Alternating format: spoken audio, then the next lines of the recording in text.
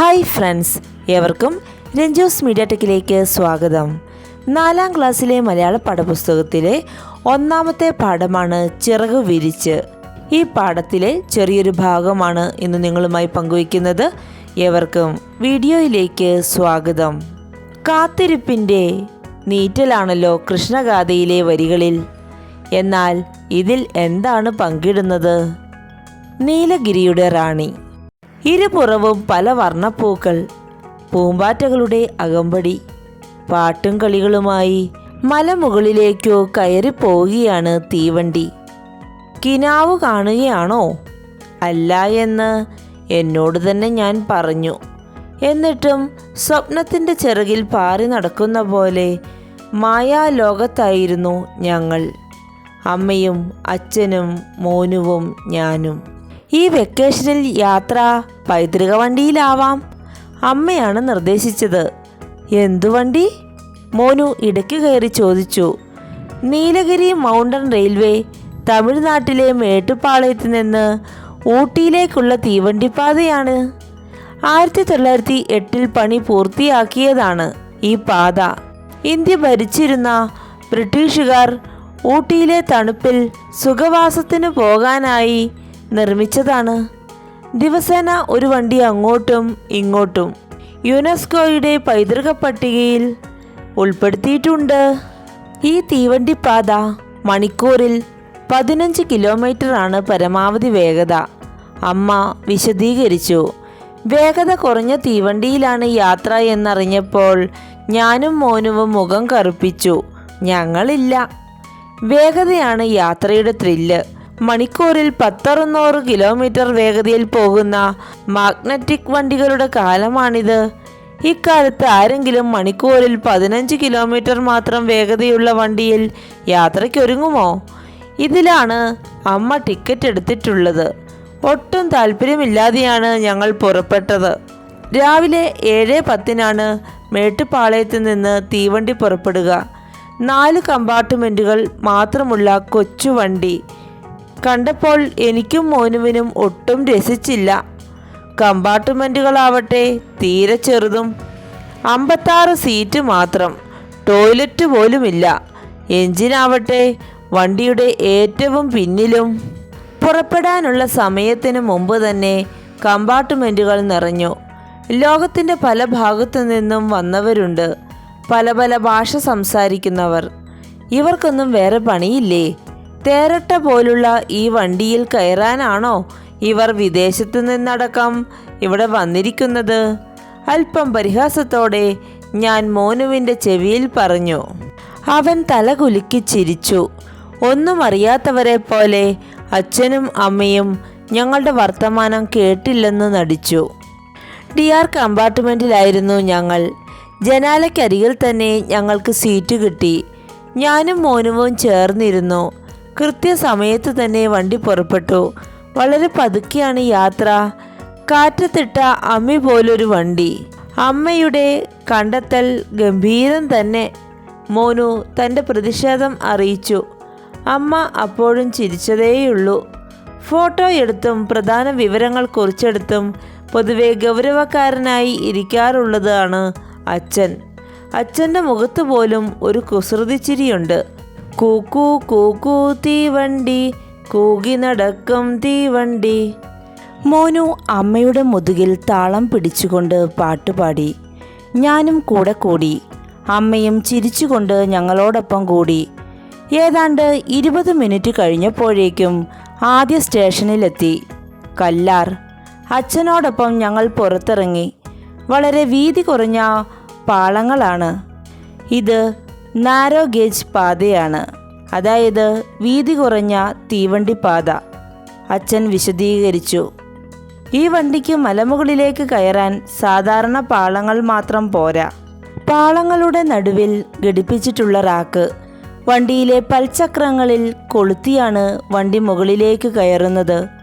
പർവ്വത പ്രദേശങ്ങളിൽ ഇങ്ങനെ പല്ലുകളുള്ള തീവണ്ടിപ്പാതയുണ്ടായാലേ വണ്ടിക്ക് മല കയറാനാവൂ.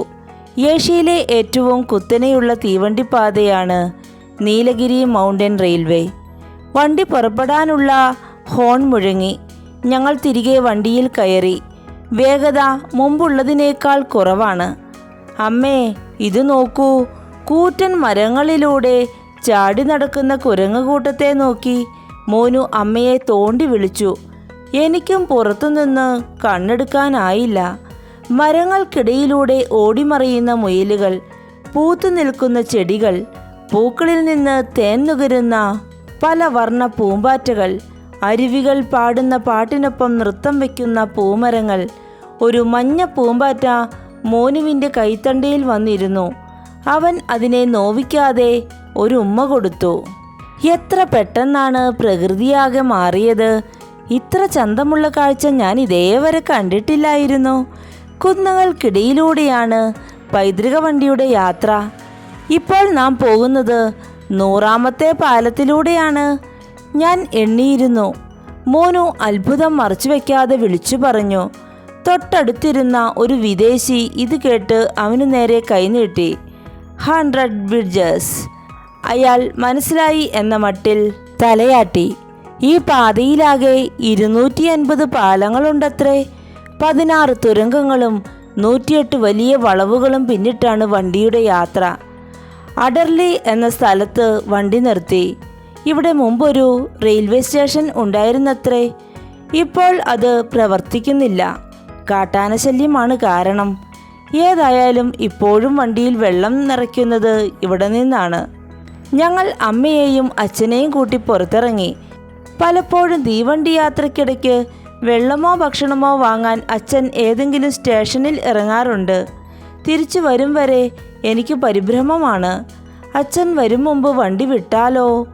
ഇവിടെ എല്ലാം വളരെ സാവധാനമാണ്, വളരെ ശാന്തവും. ഏറ്റവും രസമുള്ള സ്ഥലം റണ്ണിമിഡ് സ്റ്റേഷനാണ്. തെളിഞ്ഞ അരുവി, പച്ച പുല്ല് നിറഞ്ഞ കുന്നിൻ ചെരിവ്, തലയിൽ മഞ്ഞു കിരീടം ചൂടിയ മല. അച്ഛൻ ക്യാമറയിൽ ആ കാഴ്ച ആവോളം പകർത്തി. പുറത്തെ കാഴ്ചകളുടെ ആനന്ദത്തിൽ അകത്തുള്ള യാത്രക്കാർ വണ്ടിയുടെ പതിഞ്ഞ താളത്തിനൊത്ത് പാട്ടുകൾ പാടി. മലമുകളിലെ പുകമഞ്ഞ് ടിക്കറ്റ് പരിശോധകനെ പോലെ എല്ലാവരെയും തോണ്ടി വിളിച്ചു. ഞങ്ങൾ പുറത്തേക്ക് കൈനീട്ടി. കാട്ടുപൂക്കൾ പറിച്ച് കോടമഞ്ഞിന് സമ്മാനിച്ചു. കുനൂരെത്തിയപ്പോൾ വണ്ടി കുറച്ചധികം സമയം നിർത്തിയിട്ടു. ഇനി വണ്ടിക്ക് സാധാരണ ഡീസൽ എൻജിൻ മതി. അത് ഘടിപ്പിക്കാനാണ് നിർത്തിയിട്ടത്. അച്ഛൻ ഞങ്ങൾക്ക് കുനൂരിനെ കുറിച്ച് പറഞ്ഞു തന്നു. ഇവിടെയാണ് പ്രശസ്തമായ ലൂയി പാസ്റ്റർ ഇൻസ്റ്റിറ്റ്യൂട്ട്. പേവിഷബാധയ്ക്കെതിരായ വാക്സിൻ നിർമ്മിക്കുന്ന സ്ഥാപനമാണിത്. മറ്റു വാക്സിനുകളും ഇവിടെ ഉണ്ടാക്കുന്നുണ്ട്. കുനൂരിൽ നിന്ന് ഊട്ടിയിലേക്ക് കുറച്ചു ദൂരമേയുള്ളൂ. കയറ്റവും കുറവാണ്. ഏതെല്ലാമോ സിനിമകളിൽ കണ്ടു പരിചയം തോന്നിയ മായാലോകത്തെ കാഴ്ചകളിലൂടെ ഞങ്ങളുടെ വണ്ടി ഊട്ടിയിലെത്തി. ഞങ്ങളിപ്പോൾ സമുദ്രനിരപ്പിൽ നിന്നും 2200 മീറ്റർ ഉയരത്തിലാണ്. പശ്ചിമഘട്ടത്തിൻ്റെ ഏറ്റവും മനോഹരമായ കാഴ്ച സമ്മാനിച്ച് നീലഗിരിയുടെ റാണിയായ ഊട്ടി ഞങ്ങളെ സ്വാഗതം ചെയ്തു. തീവണ്ടിയിൽ നിന്നിറങ്ങിയപ്പോൾ ഞങ്ങൾ അമ്മയ്ക്കിരുപുറവും ചേർന്ന് നിന്നു. അമ്മ ഞങ്ങളെ ചേർത്തു നിർത്തി തോളിലിട്ട കമ്പിളിപ്പുതപ്പ് കൊണ്ട് സാവധാനം പുതപ്പിച്ചു. അല്പം ചമ്മലോടെ ഞങ്ങൾ അമ്മയുടെ നേരെ മുഖമുയർത്തി. അമ്മ ഒരു കുസൃതി ചിരിയോടെ ഞങ്ങളെ നോക്കി കണ്ണിറുക്കി. അച്ഛൻ തക്ക സമയത്ത് ഞങ്ങളെ ക്യാമറയിലാക്കി. നല്ല മനോഹരമായ ഒരു രചനയാണല്ലേ ഇത്. ഇത് കേട്ടപ്പോൾ തന്നെ നമ്മൾ ഇതിലൂടെ യാത്ര ചെയ്ത പോലെ നല്ലൊരു അനുഭവമാണ് തോന്നുന്നത്. ഇനി ഈ അനുഭവവുമായി ബന്ധപ്പെട്ട കുറച്ച് ചോദ്യങ്ങൾ നൽകിയിട്ടുണ്ട്. ആ ചോദ്യങ്ങൾക്ക് സ്വന്തമായിട്ട് ഉത്തരം എല്ലാവരും കണ്ടുപിടിക്കണം. നമുക്ക് ചോദ്യങ്ങളിലേക്കൊന്ന് പോകാം. കാറ്റത്തിട്ട അമ്മി പോലൊരു വണ്ടി. മോനു ഇങ്ങനെ പറയാൻ കാരണം എന്താണ്? അടുത്ത ചോദ്യം. അല്പം ചമ്മലോടെ ഞങ്ങൾ അമ്മയുടെ നേരെ മുഖമുയർത്തി. എന്തുകൊണ്ടാണ് കുട്ടികൾ ചമ്മലോടെ അമ്മയെ നോക്കിയത്? നമ്മളും പലതരം യാത്രകൾ നടത്താറുണ്ടല്ലോ. നടത്തിയ ഒരു യാത്രയെക്കുറിച്ച് വിവരണം തയ്യാറാക്കൂ. അവസാനത്തെ ചോദ്യം. ഈ യാത്രാ വിവരണത്തിന് എന്തൊക്കെ പ്രത്യേകതകളാണ് നിങ്ങൾക്ക് കണ്ടെത്താൻ കഴിയുന്നത്? ഈ യാത്രാ വിവരണം ഏവർക്കും ഇഷ്ടമായി എന്ന് പ്രതീക്ഷിക്കുന്നു. പുതിയ വീഡിയോകളുമായി നമുക്ക് വീണ്ടും കാണാം. വീഡിയോ ശ്രവിച്ച ഏവർക്കും നന്ദി.